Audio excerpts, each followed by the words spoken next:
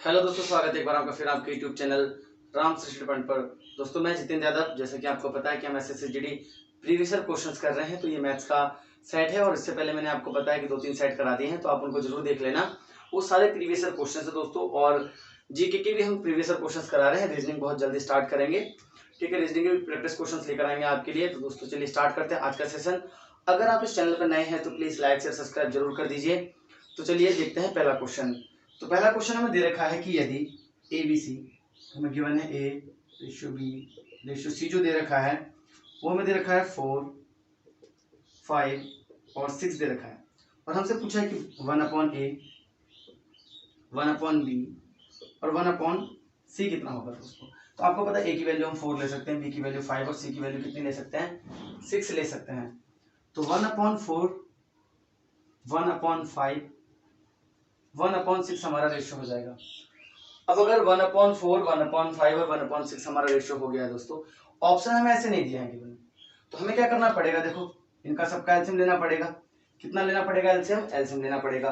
तो देखो 4, 5 और 6 का एलसीएम लेने से अच्छा है इसमें कितने की गुणा कर दो। देखो अगर ये लेना है मतलब गुणा भी करने की जरूरत नहीं है, तो इन दोनों की मल्टीप्लाई करो, 5 6 30, ठीक है। अब ये लेना तो इन दोनों की मल्टीप्लाई करो, 6 चौक 24। अब अगर ये लेना है तो 5 चौक 20, और आप जानते हैं कितने से कट जाएगा, ये सभी 2 से कट जाएंगे। तो 2 से ये 15 बार में कटेगा, 2 से ये 12 बार में कटेगा और 2 से ये 10 बार में कट जाएगा। तो यही राइट आंसर आपका हो जाएगा 15, 12 और 10। देखो कितना सिंपल है ये क्वेश्चन, इसमें कुछ एक्चुअल में है नहीं करने को, बस बच्चे क्या करते हैं ये आंसर सपोज कर लेते हैं। लेकिन आपको पता है कि अगर हम इसमें 4, 5 और 6 के एलसीएम की मल्टीप्लाई कर देंगे तो हमारा ये आएगा।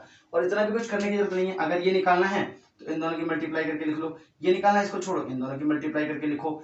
अगर आपको ये समझ में नहीं आ रहा तो आप 6, 5 और 4 का एलसीएम लेके सब में मल्टीप्लाई कर देना और आपका आंसर यही बनेगा।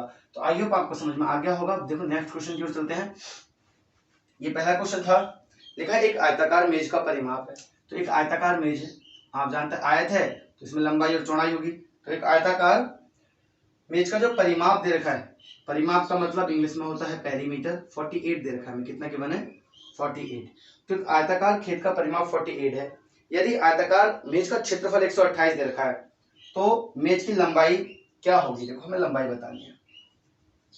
क्षेत्रफल कितना दे रखा है, आपने कहा 128, कितना दे रखा है 128 सेंटीमीटर स्क्वायर, तो 48 का 128 सेंटीमीटर स्क्वायर। अब एक बार बताओ परिमाप का मतलब कितना होता है। आप जानते हैं आयत मतलब 2 L प्लस बी होता है, और एरिया कितना होता है L गुणा बी। आप जानते हैं इसे 2 पार्ट में कट जाएगा 24 टाइम्स में, यानी कि मुझे 128 के ऐसे फैक्टर करने, देखो करने को तो हम इसमें क्वाड्रेटिक इक्वेशन बना सकते हैं, लेकिन हमें नहीं बनानी। हमें क्या करना है, ऑप्शन भी दे रखे होंगे, आपको पता है ऑप्शन दे रखे, आप ऑप्शन से भी कर सकते हैं। बिना ऑप्शन के कैसे करेंगे, देखो बिना ऑप्शन के कर लेते हैं। L प्लस बी कितना है, आपने कहा भैया 24 है। L इंटू बी कितना, आपने कहा 128। तो हम 128 के ऐसे फैक्टर करना शुरू कर लेंगे। आप ऐसे कर लो, इतना भी करने की जरूरत नहीं है। 16 अट्ठे 128 है ना, 16 अट्ठे 128 होता है। क्या जोड़कर इनको 24 आ रहा है, आपने कहा बिल्कुल 24 आ रहा है। तो लंबाई कितनी हो जाएगी, ये लंबाई हो जाएगी, और चौड़ाई कितनी हो जाएगी आपकी, ये हो जाएगी। तो लंबाई का मान कितना आ जाएगा 16। इसमें क्वाड्रेटिक इक्वेशन बनाने की हमें कोई जरूरत नहीं है, आप ऑप्शन से भी इसको कर सकते थे। तो इसका राइट आंसर हो जाएगा लंबाई का 16। तो आई होप आपको क्वेश्चन समझ में आ गया होगा। कुछ दिक्कत नहीं है, आप 128 के भी ऐसे फैक्टर कर सकते थे जिनको गुणा करके 128 आ जाए और जोड़कर कितना आ जाए, आपका 24 आ जाए। अगला क्वेश्चन है विवेक, देव और ललित, ठीक है। एक कार्य को क्रमशः 10, 15 और 20 दिन में कर सकते हैं। तो 3 लोग हैं, कौन कौन है, ये टाइम एंड वर्क का क्वेश्चन है। कि विवेक है तो आप विवेक को वी से दिखा सकते हैं, देव को डी से दिखा सकते हैं, और है ललित, ललित को एल से दिखा सकते हैं। तो ये 10,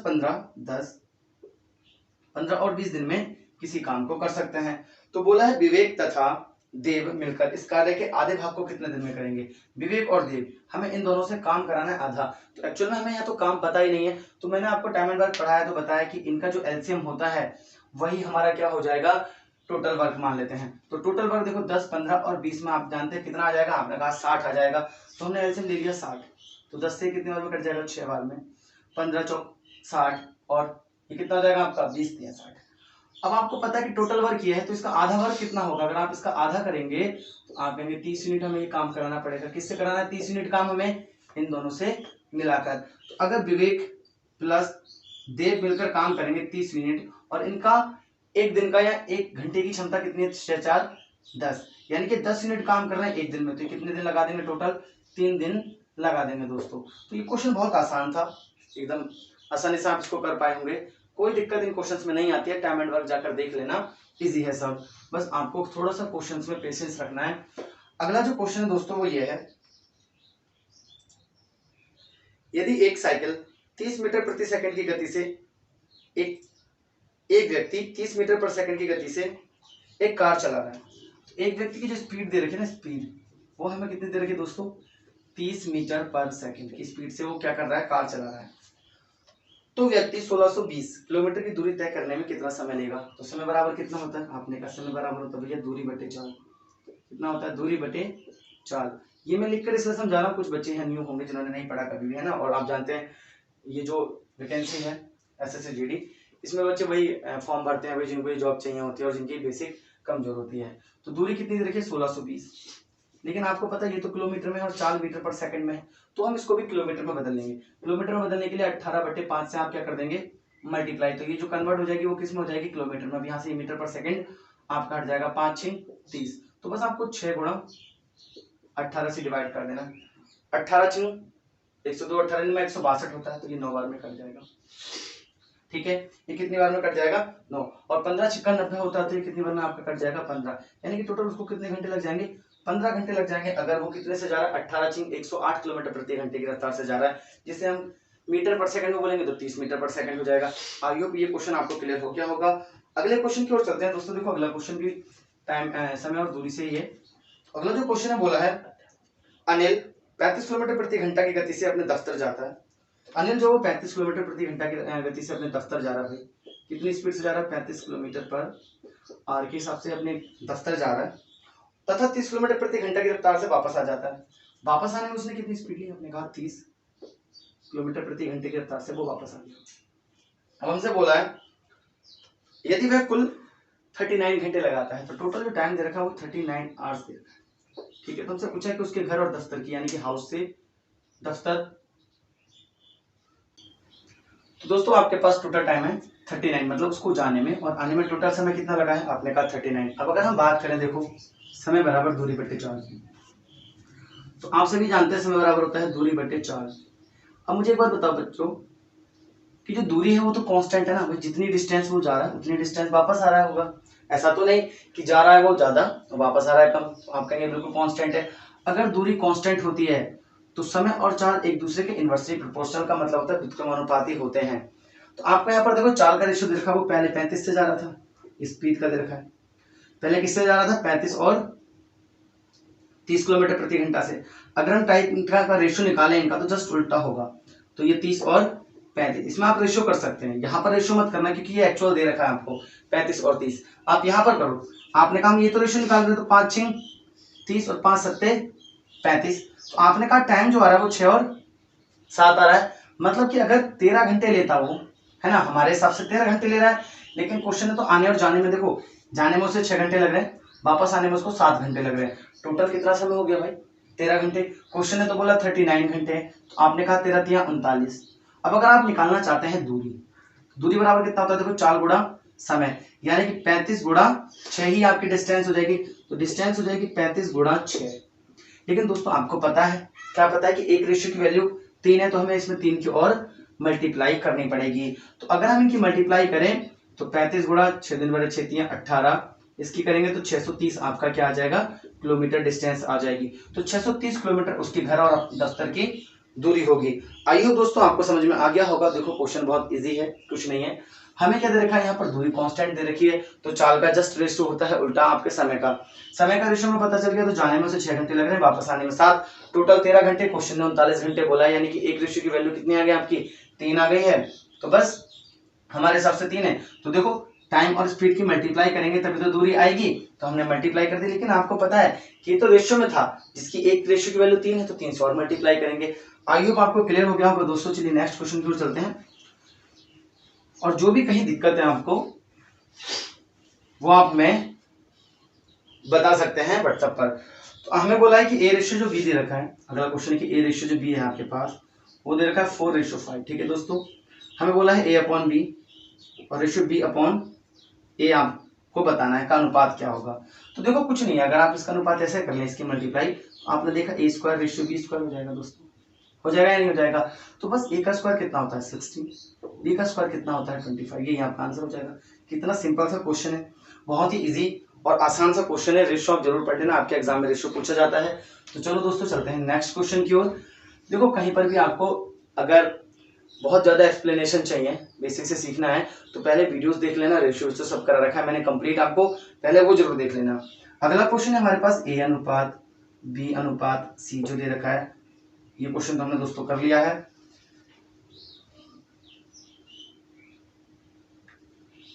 ये क्वेश्चन हो गया है दोस्तों, सेम क्वेश्चन दे रखा है जिसका हमने आंसर निकाला था। अगले क्वेश्चन की ओर चलते हैं हम।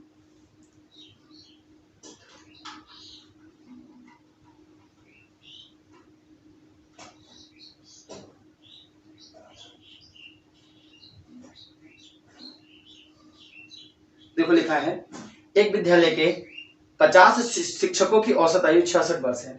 भाई 50 टीचर हैं और इनकी औसत आयु कितनी है, हमें गिवन है औसत आयु 66 ईयर है। तो हमें ये पता चल गया कि 50 टीचर हैं एक विद्यालय में, उनकी औसत आयु 66 वर्ष है। इसका मतलब ये हुआ कि चाहे कोई टीचर कम है ज्यादा है, हमें इस बात से फर्क नहीं पड़ेगा, हमारे लिए हर एक टीचर की एज यहाँ के हिसाब से 66 है दोस्तों। आगे हमसे बोला है तथा दूसरे विद्यालय के 60 शिक्षक हैं जिनकी औसत आयु 55 है। अगले विद्यालय है एक दूसरा, उसके जो टीचर है 60, उनकी आयु का जो रेशियो है वो 55 ईयर दे रखा है। कितना दे रखा है 55 ईयर, इनके औसत वर्ष जो औसत आयु है वो 55 है। तो बोला दोनों विद्यालयों के शिक्षकों को मिलाकर औसत आयु क्या होने वाली है। तो दोस्तों देखो हमारे लिए कितना इजी हो जाता, अगर ये जो 60 लोग हैं इनकी आयु भी 55 साल है, अगर ये 50 लोग होते इनकी आयु भी 55 साल होती ना, तो हम ये कह देते कि 110 जो लोग हैं भाई उनकी औसत आयु यानी कि 110 जो टीचर होते हैं उनकी औसत आयु आपकी कितनी हो जाती 55। या फिर आप ये कह सकते थे ये जो 60 है ना यार, इनकी भी अगर भैया 66 हो जाती तो सभी का ओवरऑल 110 की 66 हो जाती। अब इनको इक्वल कैसे करेंगे, तो आपने कहा कि इनके पास ज्यादा है भाई, कितना ज्यादा है, आपने कहा इन लोगों के पास 11 ज्यादा है, तभी तो देखो अगर हम 55 कर देते तो आपने ये कह दिया कि अब देखो इस 11 को भी कैंसिल आउट कर लो आप, कि ये 11 जो है फिलहाल के लिए भी आयु इनके पास नहीं होती, तो इन 50 की भी 55 हो जाती, इन 60 की भी 55 हो जाती। आप कहते थे टोटल 110 जो टीचर होते दोनों विद्यालय के मिलाकर उनकी औसत आयु कितनी हो जाती, आपने कहा 55 साल हो जाती। लेकिन मेरे भाई जो ये जो 11 फालतू है इन लोगों के पास, ये वेस्ट थोड़ी जाएगा। अब ये कहा जाएगा अगर एक बंदे के पास 11 फालतू है तो 50 लोगों के पास 11 गुणा 50 फालतू है, और ये हमें कितने टीचर्स को बांटना है, ये हमें 110 टीचर्स को और दे देना है। तो अगर हम 110 टीचर को और दे देंगे तो आप देख रहे हैं कि 5-5 साल उनकी एज और बढ़ जाएगी, तो +5 और कर देंगे यानी कि वो कितने साल की होगी उनकी एज 60 साल। तो इसका राइट आंसर हो जाएगा दोस्तों 60 ईयर। इससे बेहतरीन आपने एक्सप्लेनेशन कहीं नहीं देखा होगा, बहुत ही इजी और आसानी वे में आप इनको कर सकते हैं। तो चलो दोस्तों चलते हैं नेक्स्ट क्वेश्चन की ओर। अगला क्वेश्चन है आपके पास कि 3200 रुपए की एक धनराशि पर 20% वार्षिक ब्याज की दर से 2 वर्ष के चक्रवृद्धि ब्याज तथा साधारण ब्याज के बीच अंतर बताना है। ठीक है दोस्तों, तो 2 वर्ष के चक्रवृद्धि ब्याज और साधारण ब्याज का, मैं देखो इस क्वेश्चन को तो बहुत आसानी से हम कर सकते हैं। 3200 रुपए है भाई, क्या है 3200 रुपए है। अब हमें क्या बताना है 2 साल के साधारण ब्याज, तो आप जानते हैं मुझे यहाँ सी पर पहुंचना है। सी पर जाने के लिए हमें 20% करना पड़ेगा। आप 20% का मतलब जानते ही हैं 1/5 है ना। तो आपने देखा 5 दूनी 10, यानी कि यहाँ पर कितना आ जाएगा, आपने कहा 6400 आ जाएगा। देखो 1/5 करेंगे तो आपने कहा इससे तो ये कट जाएगा, तो 5 से 2 बार 2 की मल्टीप्लाई करेंगे इससे। अभी आपको इसका और करना है, एक बटे मतलब 5 सॉरी 2 नहीं 1/5, तो आपने देखा 5 दूनी 10 128, यानी कि सी की वैल्यू 128 हो जाएगी। तो जो आपका अंतर होगा दोस्तों वो कितना हो जाएगा 128। अब मैंने ये कैसे किया, मैं उसका एक्सप्लेनेशन दे देता हूँ आपको। देखो 2 साल के हमसे सीआई और एसआई का अंतर पूछा था। अब बात करते हैं जो 2 साल का जो ब्याज होता है वो होता क्या है, इधर करते हैं थोड़ा सा क्योंकि वहां क्वेश्चन भी है।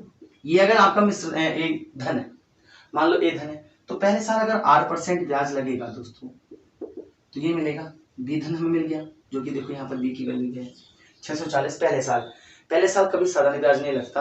अब बात आती है अगले साल की, अगले साल इस पर भी मिलेगा दोस्तों, इस पर भी मिलेगा, इस पर कितना मिलेगा बी और इस पर कितना मिलेगा सी।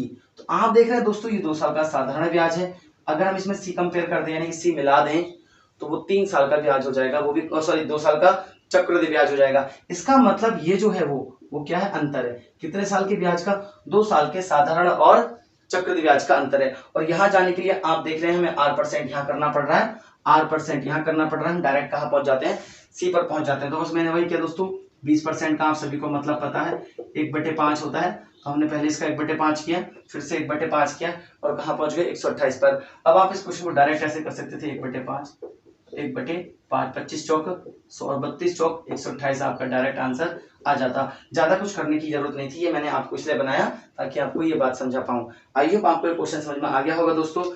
अब हम इसे कर रहे हैं रफ और अगले क्वेश्चन की ओर चलेंगे दोस्तों।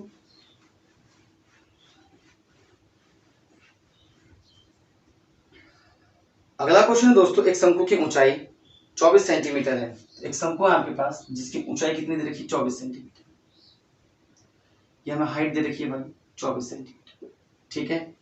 और हमसे बोला हुआ है, और आधार की जो त्रिज्या है वो 10 सेंटीमीटर है, ये हमें 10 गिवन है।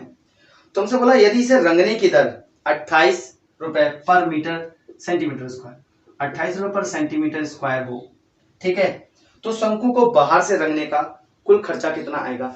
तो दोस्तों बाहर से अगर रंगना है तो हमें इसका क्या चाहिए, क्षेत्रफल। कितना चाहिए हमें, क्षेत्रफल। अब इसका पृष्ठीय क्षेत्रफल कितना होता है शंकु का, शंकु का पृष्ठीय क्षेत्रफल यानी कि बाहरी क्षेत्रफल पाई आर एल। आपने देखा एल तो है नहीं हमारे पास, एच है और क्या है, आर है दोस्तों। तो हम क्या करेंगे, हम इसका एल निकालेंगे पीजीटी से। आप जानते हैं जो एल की वैल्यू होती है वो 24 का स्क्वायर कितना होता है, 576 प्लस आपने कहा 100 इसका स्क्वायर कितना हो जाएगा। आपने टोटल देखा 10 का स्क्वायर 100 हो गया, तो 676 हो गया आपका। 676 किसका वर्गमूल होता है, आपने कहा ये तो हमारे 26 का होता है, तो दोस्तों हमने यहाँ लिख लिया 26, यानी कि एल कितनी आ गई आपके पास, 26 आ गई दोस्तों, हमने पीजीटी से निकाल ली है। अब हम बात करते हैं पाई की वैल्यू 22/7, आर कितना आपने कहा 10, एल कितना है आपने कहा भैया 26 आ गया है। तो यानी कि इतना सेंटीमीटर स्क्वायर हमारा एरिया है। हम मल्टीप्लाई नहीं कर रहे अभी, ठीक है, मल्टीप्लाई क्यों नहीं कर रहे वो भी बता देंगे। तो आपने इतना कर लिया दोस्तों, आपका मल्टीप्लाई हो जाएगा। तो अब आपने कहा कि अगर 1 सेंटीमीटर स्क्वायर पे जो रेट है वो कितनी है, आपने कहा 28 रुपए है। हमें कितने के लिए चाहिए दोस्तों, इतने के लिए, तो बस इसमें 28 की मल्टीप्लाई कर देंगे, तो बराबर 22/7 गुणा 10 गुणा 26 गुणा 28 आ जाएगा। 7 से कट जाएगा, 7 चौक 28। अब देखो हम इसे यूनिट डिजिट से कर सकते हैं, चलो नहीं करना चाहते तो इसकी इससे मल्टीप्लाई कर लो। तो आपने कहा 8 इंटू 260 हो जाएगा।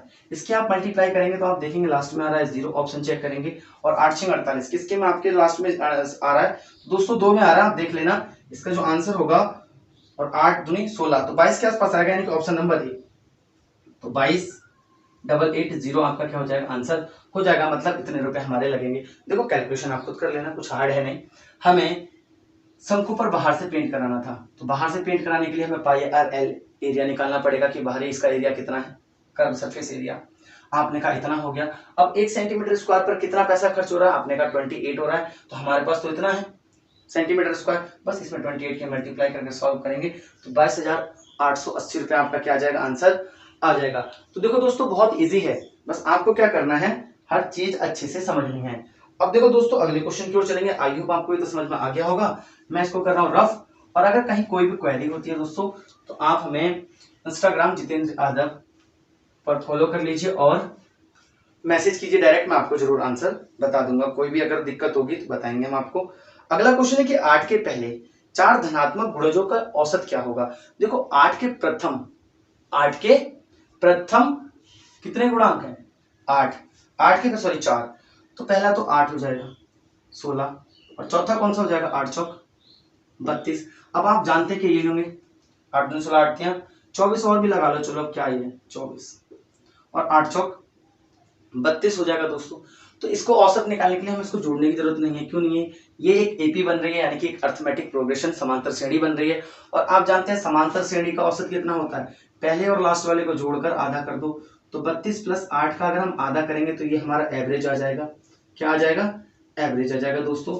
यानी कि आप जानते हैं 40 हो जाएगा, 40 का आधा 20, हमारा यही आंसर हो जाएगा। तो एवरेज को तो हम डायरेक्ट यूं चुटकियों में कर सकते हैं, एवरेज में आपको कोई दिक्कत नहीं आएगी। तो आई होप दोस्तों आपने क्वेश्चन कर लिया होगा।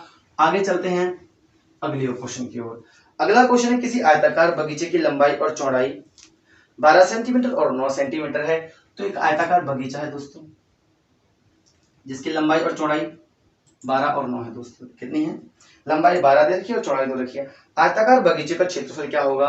आप सभी जानते हैं आयत का क्षेत्रफल कितना होता है, लंबाई गुणा चौड़ाई। तो 12 गुणा 9, 12 निम्मा 108, यानी कि 108 किस में दे रखा है? ये सेंटीमीटर में, मीटर में। तो दोस्तों आपको पता है कि हमारे पास क्या है, ये बगीचे की लंबाई सेंटीमीटर है, तो हमारा आंसर आ जाएगा सेंटीमीटर स्क्वायर, क्योंकि ये भी सेंटीमीटर में है, ये भी सेंटीमीटर में है। तो आप देख रहे होंगे कि कितने इजी क्वेश्चंस आपके एसएससी जीडी में आते हैं दोस्तों। अगर अब की बात करें, अभी इस बार वैकेंसी थोड़ी कम है, आपको पता है पिछली बार से मेरिट हाई जाएगी, तो थोड़ा अच्छे से प्रिपरेशन करना। मैथ्स, रीजनिंग और हिंदी और जीके सब पर आपको अपनी कमांड बनानी पड़ेगी।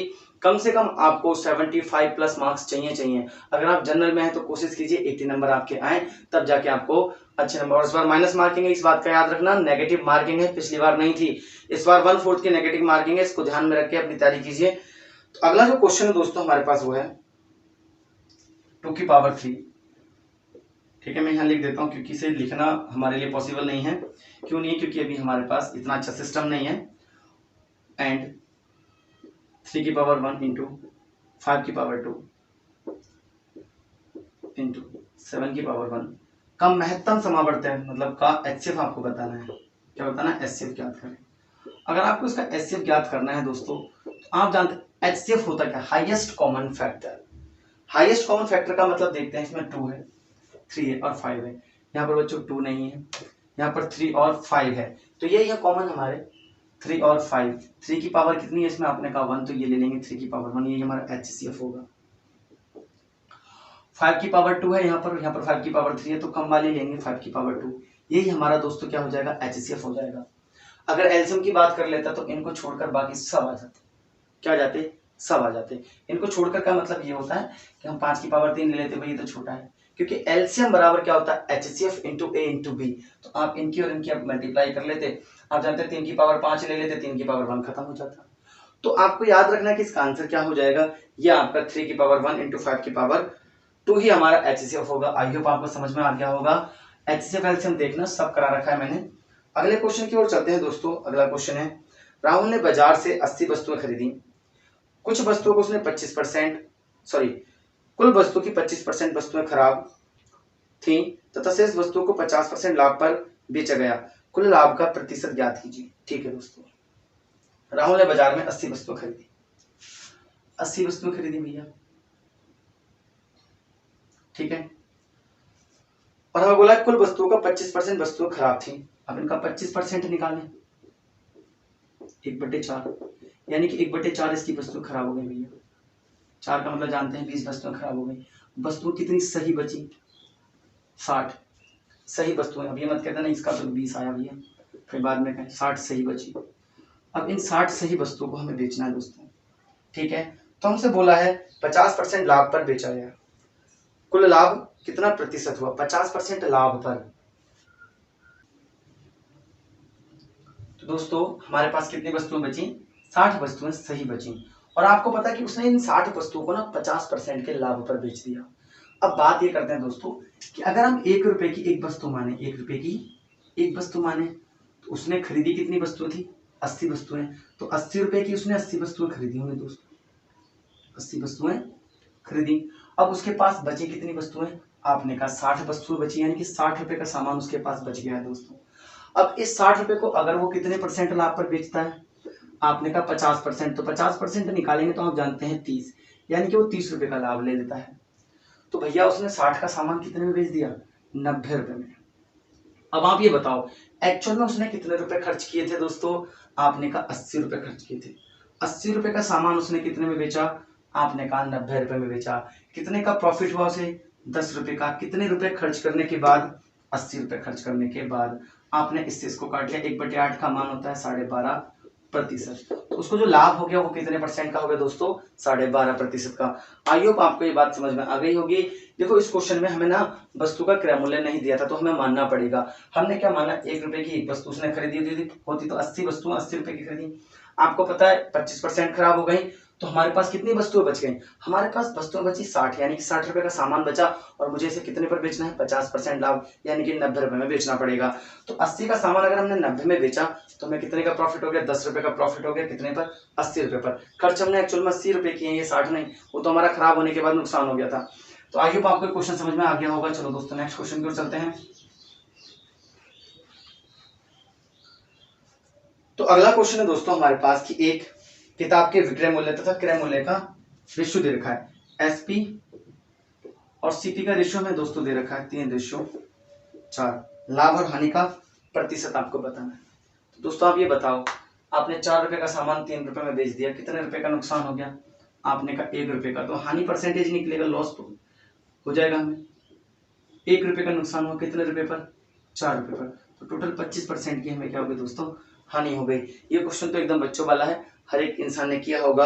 आई होप आपने दोस्तों ये क्वेश्चंस कर लिए होंगे। अब देखो अगले क्वेश्चन की ओर चलते हैं दोस्तों। अगला क्वेश्चन है हमारे पास ब्याज से, जो कि हमें दिया हुआ है कि एक राशि साधारण ब्याज की दर से 15 वर्षों में स्वयं का 14 गुना हो जाती है। दोस्तों 15 साल में 14 गुना हो रही, मतलब 1 से 14 हो गई।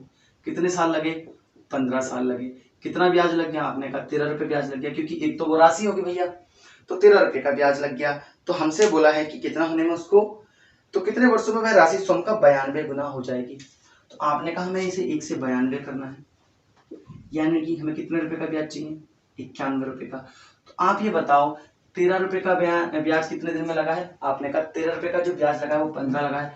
तो 13 सत्ते 91, ये 7 गुना है, तो समय भी 7 गुना होगा। समय कितना हो जाएगा? 7 गुना।